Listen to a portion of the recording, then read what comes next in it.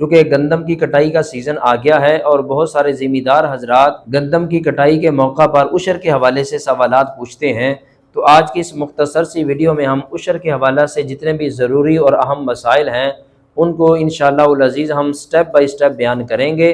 تو آپ حضرات سے گزارش ہے کہ اس ویڈیو کو اینڈ تک دیکھیں، اگر ممکن ہو تو آپ اس ویڈیو کو آگے شیئر کریں تاکہ بہت سارے ہمارے جو ذمہ دار مسلمان بھائی ہیں جو عشر کے حوالہ سے مسائل جاننا چاہتے ہیں، ہو سکتا ہے کہ آپ کے اس ویڈیو کے شیئر کرنے کی وجہ سے بہت سارے ہمارے ذمہ دار مسلمان بھائیوں کو عشر کے حوالہ سے ان ضروری احکام اور مسائل کا پتہ چل جائے کہ جو وہ پہلے نہیں جانتے۔ لغت عرب کے اعتبار سے عشر کا معنی ہوتا ہے 10واں حصہ، اور نصف عشر یعنی 20واں حصہ اس کا اطلاق بھی عشر میں ہی کیا جاتا ہے۔ اور عشر کی تعریف ڈیفینیشن یہ ہے کہ مسلمان کاشتکار یعنی مسلمان کسان پر شریعت کی طرف سے جو مقرر کردہ لگان ہے اسے عشر کہا جاتا ہے۔ یعنی مقرر کردہ لگان سے مراد یہ ہے کہ کچھ زمینوں کی پیداوار ایسی ہے کہ جن پر عشر یعنی 10واں حصہ ہے، اور کچھ ایسی پیداوار ہے کہ جن پر 20واں حصہ ہے۔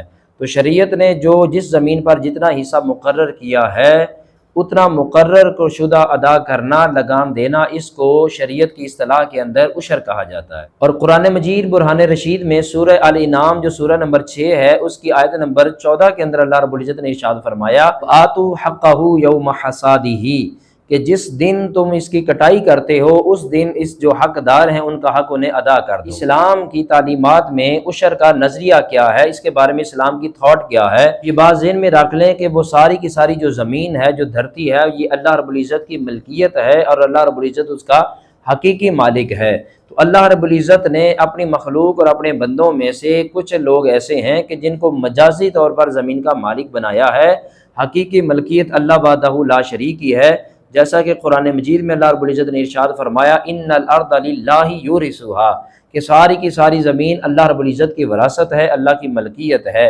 تو حقیقی مالک چونکہ اللہ کی ذات ہے، اللہ رب العزت نے پھر زمین پر اپنی مخلوق اور اپنے بندوں میں سے کچھ لوگوں کو مجازی طور پر ملکیت عطا کی ہے۔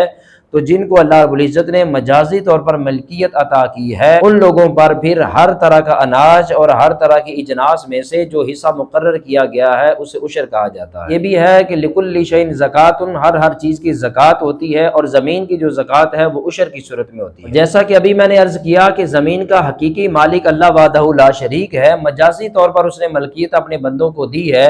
تو اللہ تو چونکہ ہر چیز سے پاک ہے، وہ تو کوئی بھی چیز کسی سے لینے سے پاک ہے، وہ تو ساری کائنات کو دینے والا ہے، ساری کائنات کو خزانے بانٹنے والا ہے۔ تو اللہ چونکہ خود لینے والا نہیں، وہ دینے والا ہے، وہ کسی کا محتاج نہیں، ساری کائنات اس کی محتاج ہے۔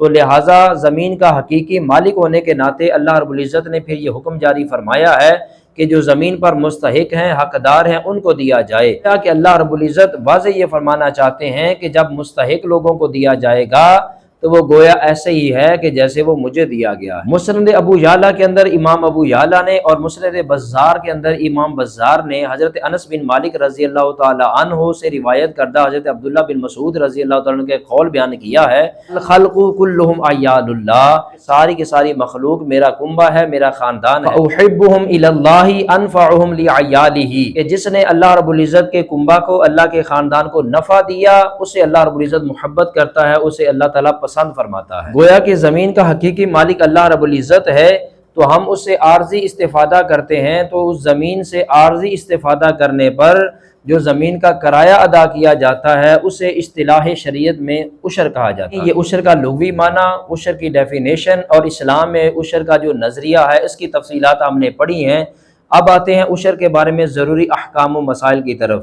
سب سے پہلے مسئلہ ہمیں یہ ذہن میں رکھنا چاہیے کہ عشر چونکہ زمین کی زکوٰۃ کا نام ہے، تو جو ہم مال کی زکوٰۃ ادا کرتے ہیں اس کے لیے سال کا گزرنا ضروری ہوتا ہے۔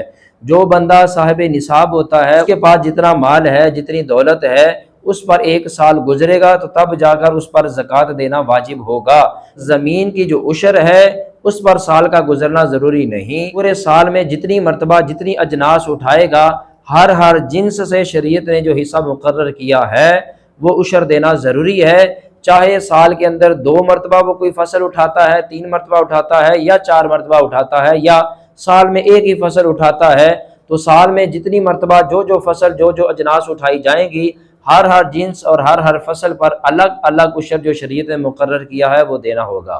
दूसरा मसला है मुसारिफीन का, मुस्तहिकीन का। तो इसके बारे में बिल्कुल आसान सी तफसील ये है कि जो लोग ज़कात के मसारिफ़ हैं वही लोग उशर के भी मुसारिफ़ हैं। जिन जिन लोगों को ज़कात दी जा सकती है उनको उशर भी दिया जा सकता है, जिन्हें ज़कात नहीं दी जा सकती उन्हें उशर भी नहीं दिया जा सकता। आगे तीसरा अहम मसला ये है कि कौन कौन सी ऐसी अजनास हैं जिन पर उशर देना लाजिम है। तो ये एक बड़ा अहम मसला है। इमाम अबू यूसुफ रहमतुल्लाह ताला अलैह किताबुल खिराज के सफ़ा नंबर 69 पर तफसीलात बयान करते हैं।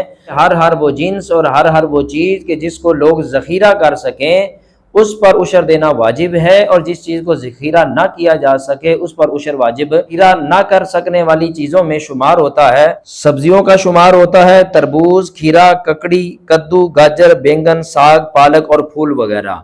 ये वो चीज़ें हैं कि जिन्हें लोग ज़ख़ीरा नहीं कर सकते तो इन पर उशर नहीं है, और जिन चीज़ों को ज़ख़ीरा किया जा सकता है उन पर उशर वाजिब है। अहम और इम्पोर्टेंट मसला है वो ये है कि उशर किस ज़मीन पर पूरा दिया जाएगा यानी 10वां हिस्सा, और किस पर निस्फ दिया जाएगा यानी 20वां हिस्सा। तो इसकी तफसीलात समात कर लें। बारिश या नहर का पानी, यानी ऐसी ज़मीनें कि जो बारिश या नहर के पानी से जिनकी फसल तैयार की जाती है उनमें से जो उशर है वो 10वां हिस्सा, यानी 1 मन गंदम का उशर 4 किलो, 10 मन गंदम का उशर 1 मन, 50 मन गंदम का उशर 5 मन और 100 मन गंदम का उशर 10 मन है। और उसके बाद वो ज़मीनें कि जिनका पानी कीमतन लगाया जाता है, यानी ट्यूबवेल का पानी लगाया जाता है या मूल खरीद कर पानी जो लगाया जाता है उसका निस्फ उशर होता है यानी 20वां हिस्सा होता है। और उसकी तफसीलात भी आप स्क्रीन पर देख रहे हैं। 1 मन गंदम का उशर 2 किलो है, 10 मन गंदम का उशर 20 किलो, 50 मन गंदम का उशर 2.5 मन और 100 मन गंदम का उशर 5 मन है। तो नाज़रीन मोहतरम, ये वो तफसीलात ही उशर के हवाला से जो आपने समात की हैं। उसके साथ साथ ये भी अहम मसला है कि जो लोग ज़मीन को ठेके वगैरह पर लेते हैं, कीमत पर लेते हैं, उन्हें भी ये मसला समझ लेना चाहिए कि अगरचे वो ज़मीन का ठेका अदा करते हैं, साल के इब्तिदा में करते हैं या साल के बाद में कर देते हैं, लेकिन उन्हें ये मालूम होना चाहिए जो बंदा जिन्स उठा रहा है, जो फसल उठा रहा है, उशर उस पर वाजिब है, ज़मीन के मालिक पर नहीं। और उसके बाद फिर आ जाता है पार्टनरशिप यानी हिस्सादारी पर। तो जो लोग हिस्सादारी पर फसल उगाते हैं तो जिस बंदे के हिस्से में जितनी फसल आई उसे चाहिए कि वो अपने हिस्से में से उतना हिस्सा उशर का अदा करे। ये भी ज़हन में रखना चाहिए कि बसा औकात ये ज़हन में ख्याल आता है कि पहले ही पैदावार बड़ी कम हुई है, अब और ज़्यादा उशर का ख़र्चा निकालेंगे तो फिर तो हमारे पास क्या बचेगा। तो ये बात ज़हन में रख लें कि ये शैतान का वसवसा और शैतानी ख्यालात होते हैं। जो मुसलमान अल्लाह की रज़ा के लिए पूरे वक्त पर उशर निकालता है, अल्लाह रब्बुल इज़्ज़त उसकी जिन्स में मज़ीद खैर व बरकत पैदा फरमा देता है। नाज़रीन मोहतरम, ये हमने ज़रूरी और अहम मसाइल थे जो बयान कर दिए हैं। अगर इसके अलावा कोई आपके ज़हन में उशर के हवाले से मसला है तो वो आप कमेंट बॉक्स के अंदर सवाल कर सकते हैं। इंशाअल्लाहुल अज़ीज़ आपको तसल्ली बख्श जवाब दिया जाएगा। वस्सलामु अलैकुम व रहमतुल्लाहि व बरकातुहू।